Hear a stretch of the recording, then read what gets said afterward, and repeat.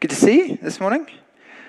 Great worship time, I thought, really excellent and great set of inspiring notices as well. Lots going on in the life of the church, and that is even without mentioning that in a couple of weeks' time we're going to be at a church weekend, so there'll be nothing here on the Sunday, the whatever that is, 2nd of June, because many of us will be at the church weekend.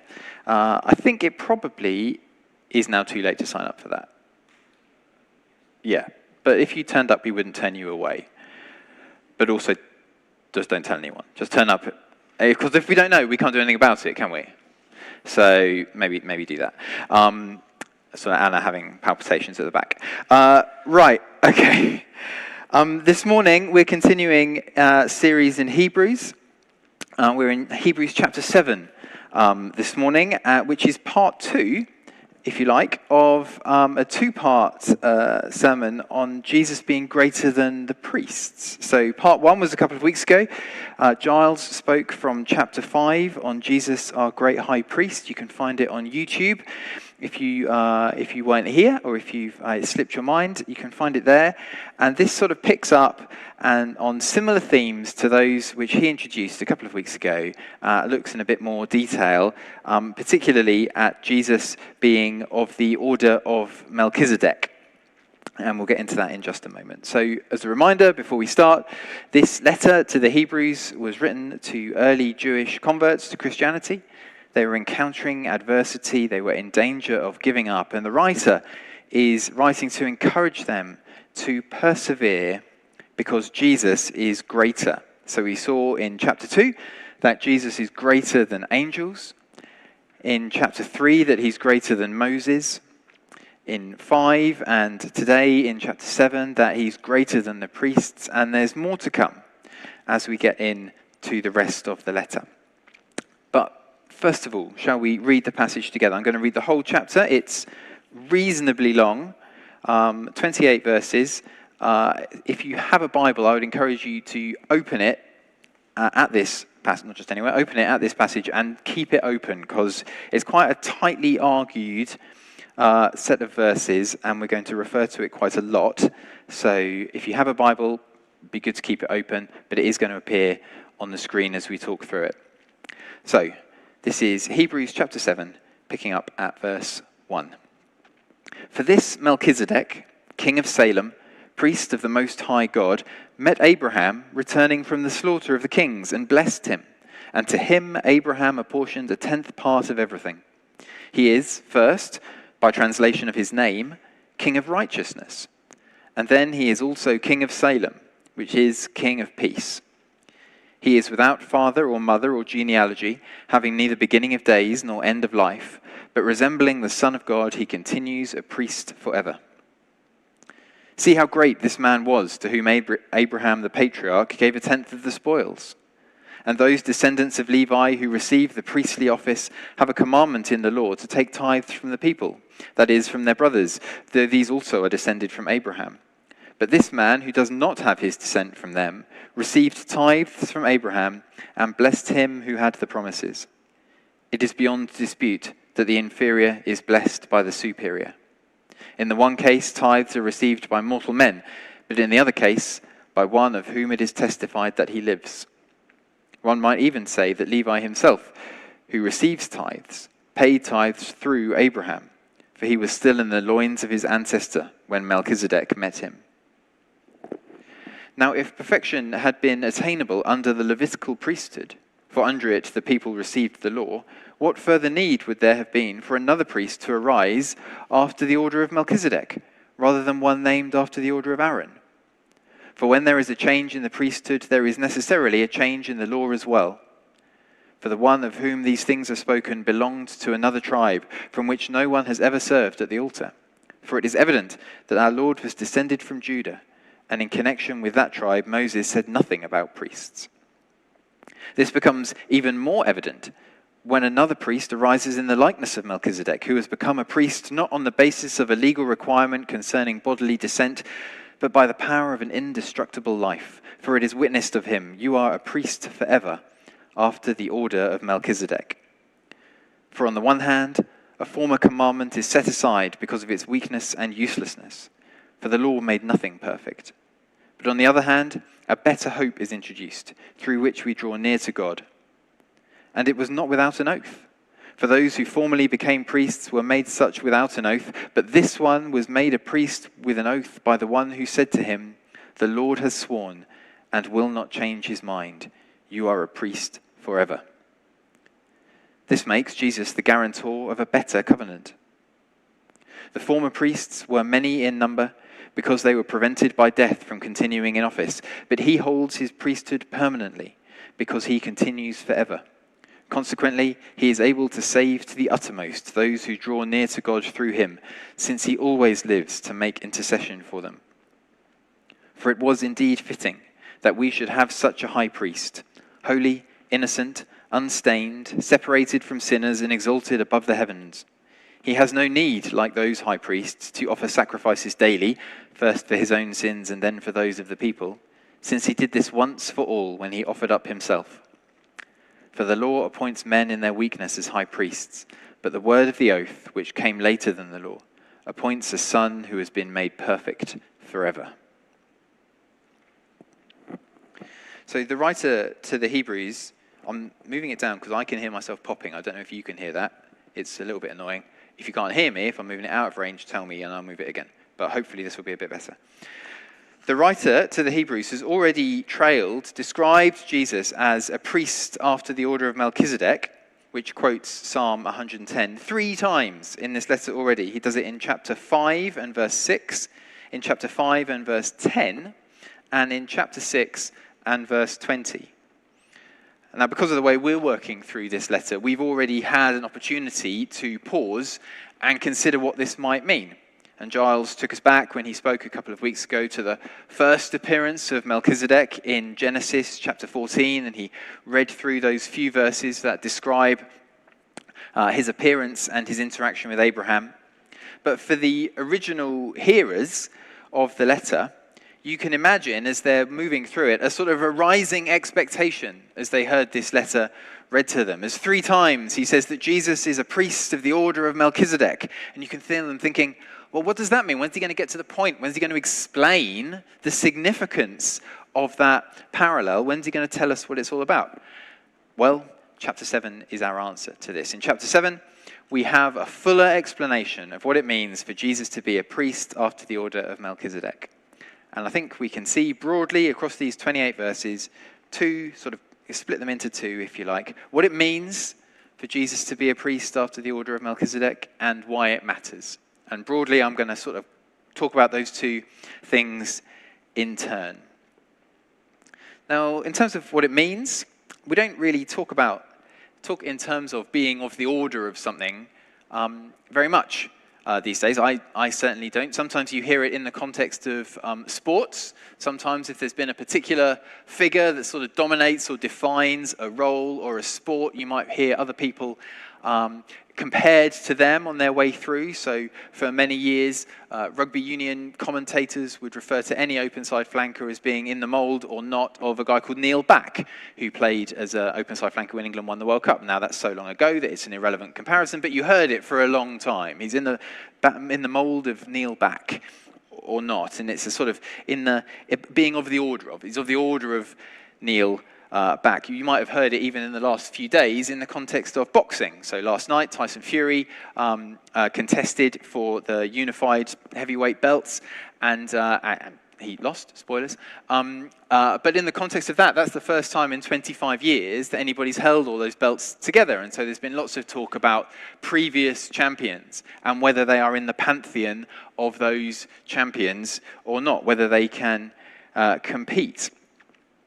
In a different context altogether, you'll often hear people referred to in the media mainly as a Walter Mitty figure, of the order of Walter Mitty. Now, I have no idea who Walter Mitty is. I should imagine that most people who hear that also don't have any idea, but we all nod along sagely. Ah, yes, a Walter Mitty figure. Absolutely, I know what that means. I don't know what that means. And more frivolously, I suppose, it's there's a Harry Potter sort of reference here. I don't know how familiar you are with Harry Potter, but in Harry Potter, this is a series of books and then films about a wizard. I probably don't need to explain that bit to you. But when they arrive in the big school for the first time, they have to be sorted into houses, and there's this sorting hat, imaginatively named sorting hat, that puts them into each category, and all these different houses have characteristics, and it's meant to say something about you and your sort of destiny, which house you get put into. And there's a Harry Potter experience, sort of walk-through experience just around the corner in Watford, where you can see the sets and walk through it and all that sort of thing.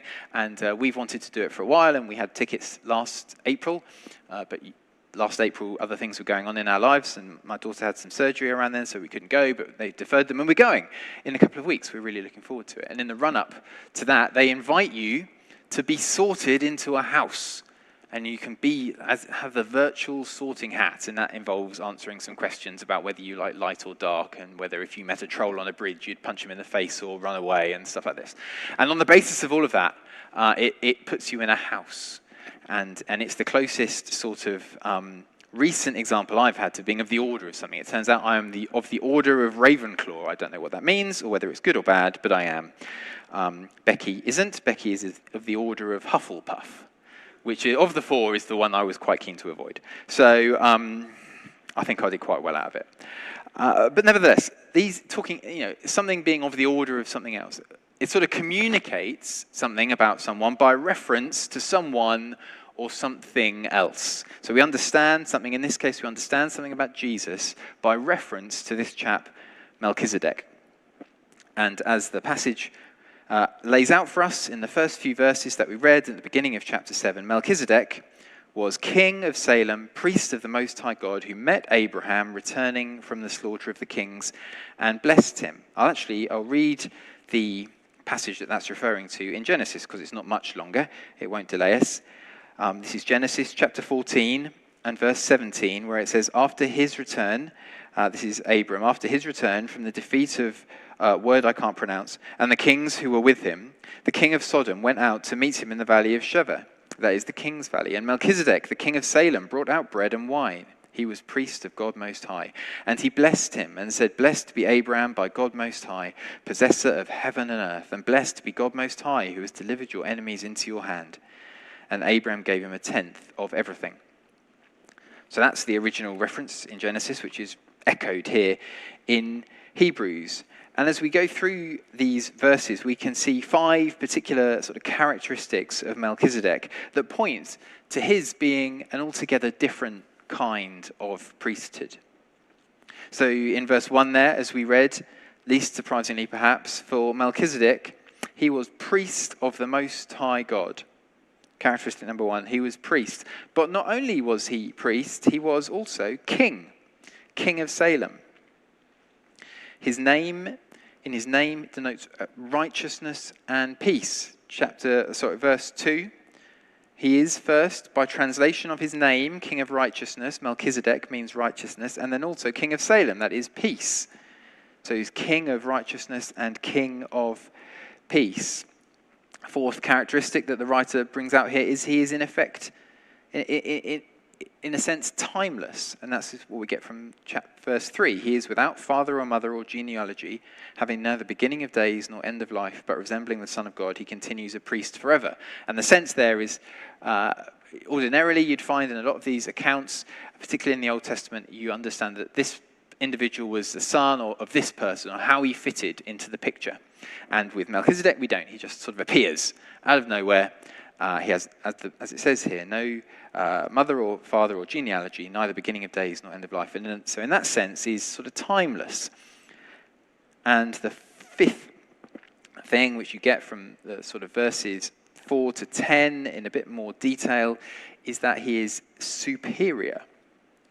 It's great. See how great this man was, to whom Abraham, the patriarch, gave a tenth of the spoils. And he builds out an argument on the basis of that it is beyond question, verse 7, it is beyond dispute that the inferior is blessed by the superior. So the fact that that Melchizedek blessed Abraham, that Abraham paid him tithes.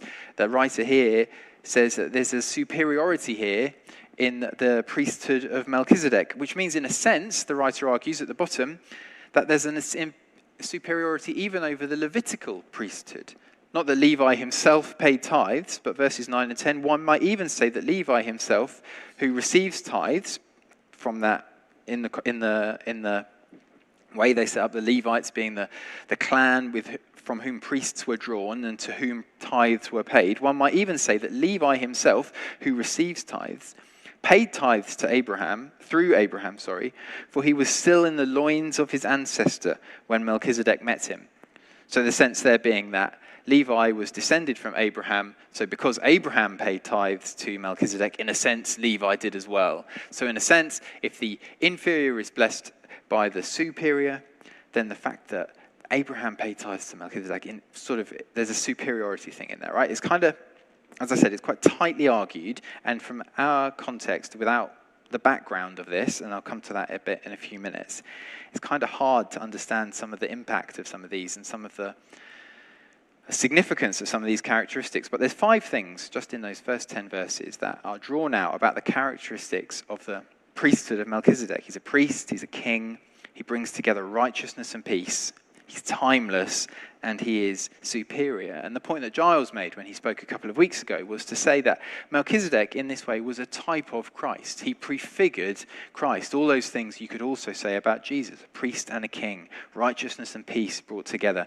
timeless, without it's sort of everlasting, superior, those characteristics. And the point that the writer is getting to here, if we remember that the overarching context for this letter is to write to a group of new believers who are wavering and then to encourage them to stand firm because Jesus is greater. That's what the writer is doing here. He's saying Jesus is of the order of Melchizedek and therefore is greater. This is another element to my argument. This is another brick in the wall. This is another leg on the stool of my argument that says Jesus is greater. In the Old Testament, priests were appointed by God to offer sacrifices. They also offered prayers and praise to God on behalf of the people. And in so doing, they sanctified, they made acceptable, they made holy the people, made them acceptable to come into God's presence, albeit in a very limited way.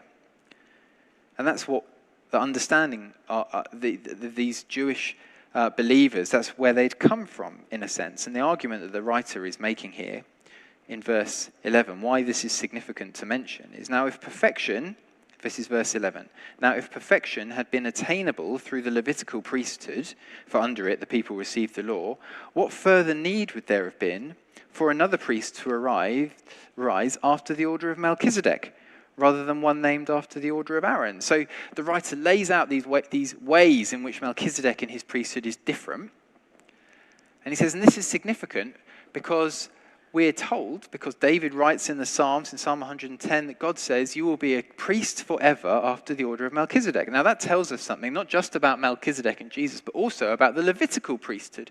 Because if it was enough, if it was sufficient, there'd be no need for God to introduce a new priesthood into the system, right? I know this is kind of complicated, but we're getting somewhere, I hope.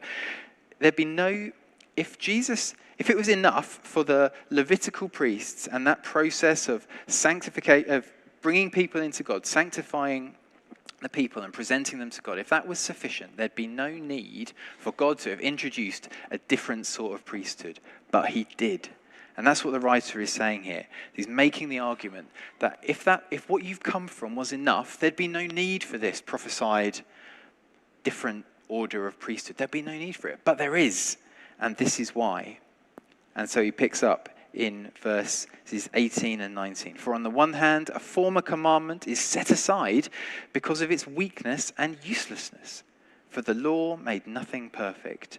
But on the other hand, a better hope is introduced through which we draw near to God. And then we begin to understand the impact of this, that the writer is saying, this isn't an intellectual argument for you. I'm not just saying it because it's interesting. I'm not pursuing a line of thought here in my letter to you just because it's, oh, this is interesting. I read a verse about Melchizedek. You might be interested to understand it as well. He's saying there's a profound thing going on here. The previous priesthood was insufficient. In his words, in the letter here, is weakness and uselessness, for the law made nothing perfect. But here, in Jesus, in a priest after the order of Melchizedek, there is a better hope introduced through which we may draw near to God.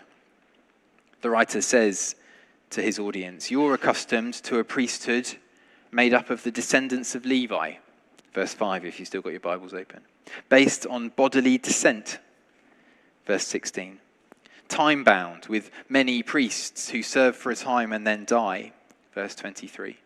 You're accustomed to a priesthood that offers sacrifices daily, first for its own sins and then for those of the people, verse 27. You're accustomed to a priesthood made up of men appointed in their weakness, verse 28. But Jesus isn't that kind of priest. Jesus is descended from Judah. He's from a different line, verse 14. He's a priest on the basis of an indestructible life, verse 16. He's appointed with an oath, verse 21. His is a permanent priesthood which continues forever. Verse 24. He's holy, innocent, unstained, separated from sinners, exalted above the heavens. Verse 26. He made a once-for-all sacrifice when he offered up himself. Verse 27. And he is perfect forever. Verse 28. In short, verse 22, Jesus is the guarantor of a better covenant. And Matt's going to get into that next week. So you can see, I hope, in broad terms, even if the details are complicated, you can see in broad terms the argument that the writer is trying to make here to his audience of new believers facing persecution and tempted to return to the more comfortable, the more familiar sort of religion that they had come out of. And the writer is saying to them, Jesus isn't like a slightly better Levitical priest. He's not like release 1.2 of the software. He is completely different. Jesus is a priest after the order of Melchizedek. Where you were used to priests who served for a season, Jesus is everlasting. When you were used to priests who had to sacrifice for their own sins first, Jesus made a once-for-all sacrifice by offering his own self, which was sufficient. Where you've been used to priests who are priests because of who their father was or what their tribe is, Jesus is a priest on the basis of his indestructible life from a different tribe. He's appointed on the oath of God, saying to him, the Lord has sworn and will not change his mind. You are a priest forever. And the author makes his point here that our great high priest, Jesus, is different from and better than the Levitical priesthood. So don't go back. Why would you go back to that? Why would you go back to that first century audience? Why would you go back to that priesthood that you're familiar with when Jesus is so much better? And not just a little bit better version of the same thing, but completely different. A different order of greatness. He's different gravy, as Australians may say. He's a different type of priest. His priesthood is better. It's easy to see the significance to that audience, isn't it? If they're wavering and they're thinking, and he's building a case, he's better than the angels. You thought the angels were great. He's better than the angels. He's better than Moses. You thought Moses was great. He's greater than Moses. You thought the priesthood had it all sewn up. Jesus is greater than the priesthood. Next week we're going to understand more about the covenant. You thought the covenant was great. Jesus' new covenant is greater. It's a better hope. But for us, as I see your blank faces, for us who've never thought much about the Levitical priesthood, I don't imagine the Levitical priesthood was your route into faith. I don't imagine you became very familiar with it and you were convinced of its greatness, and then somebody said to you, Jesus is greater, and you thought, brilliant. I imagine that for most of us, like me, you had the reverse journey. You started with Jesus. Jesus is great. There were these Levitical priests, and they're not quite as great, but Jesus is great. And then when you understand the comparison, it kind of loses something of its sort of impact, doesn't it? It's like trying to explain to someone under the age of 25 how much better Wi-Fi is than dial-up internet. And you say to them, there used to be one place in the house, you had to plug your computer in, you had to be off the phone at the time, and it would whir for a bit, but after a couple of minutes you'd be able to log on and you'd have access to the internet. But now we have Wi-Fi, and Wi-Fi means wherever you are in the house, any connected device can access it, and they can do it simultaneously, and you can be on the phone at the same time, and people under 25 go, yeah, Wi-Fi is much better, dial-up sounds rubbish. And what? And we're left in a little bit of an and what moment, aren't we? Jesus is a priest of the order of Melchizedek, and he's greater than the priest from the Levitical line. And we go, great, I agree with you, but I don't know what it means. And so just for the last couple of minutes, I want to focus in on one verse in particular that I think lands this both for us and for the original audience. And it's verse 25. And Lynn, I don't know if it's possible to get just that verse up on the screen, but it's chapter 7 and verse 25. And it says this: consequently, he is able to save to the uttermost those who draw near to God through him, since he always lives to make intercession for them.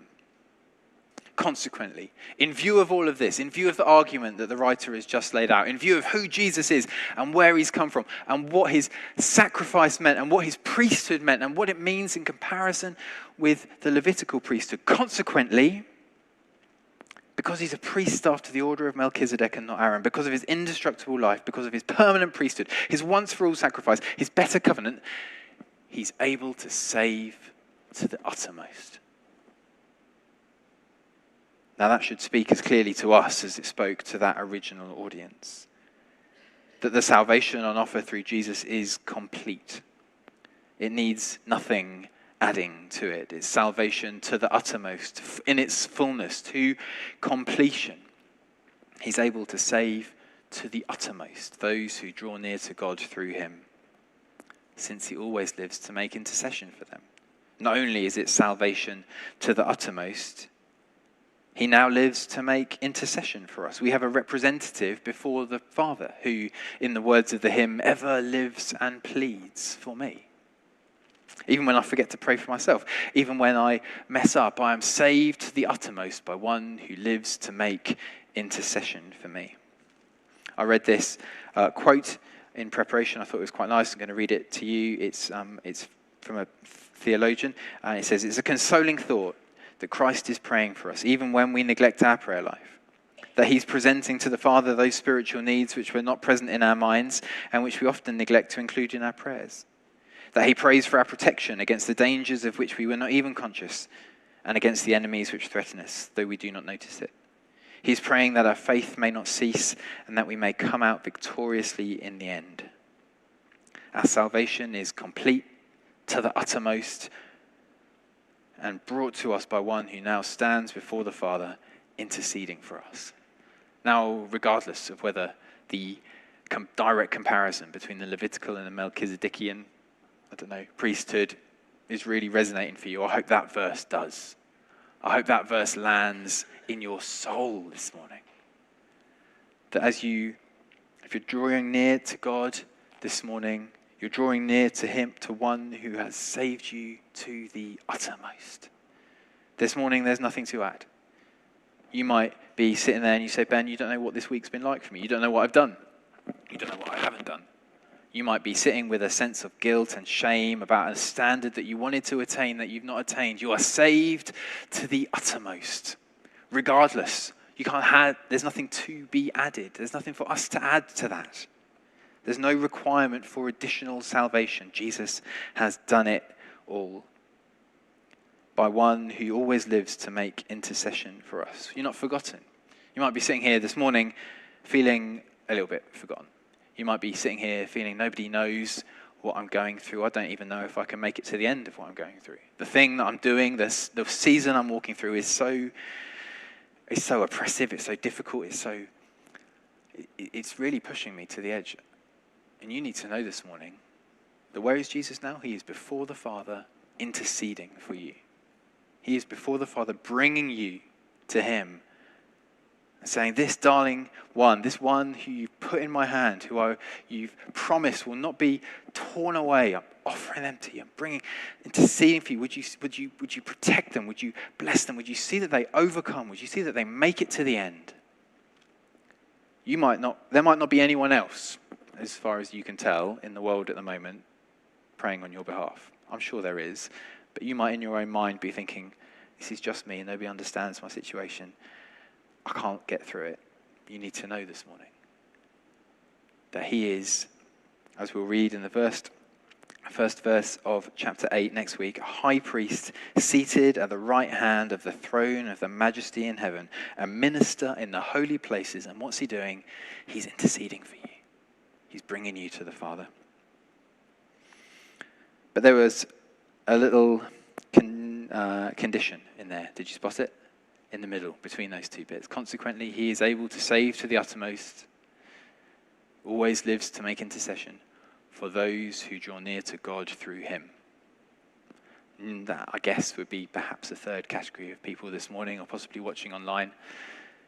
And you've never actually drawn near to God through Jesus. You've maybe toyed around the edges, maybe you're just exploring.